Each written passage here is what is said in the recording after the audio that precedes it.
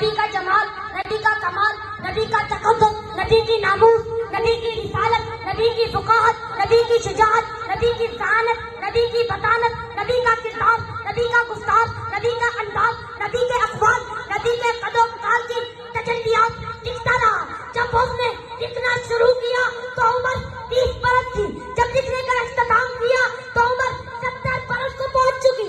जब 70 बरस की तहरीक का कदम रखा तो फिर लिखने अपना सारा दीवान, सारा कलाम, सारी नाते, सारे गज़ले, सारी जुबान सामने टेबल पर रखकर हुजूर को कहने लगा कि हुजूर, मैंने तो अपनी एड़ी चोटी का जोर लगाकर आपकी इज्जत और अज़मत, आपकी रज़्मत और मरतबत, आपका जलाल जमाल और कमाल बयान करने की कोशिश की, पर हुजूर मैं अदा नहीं कर सका।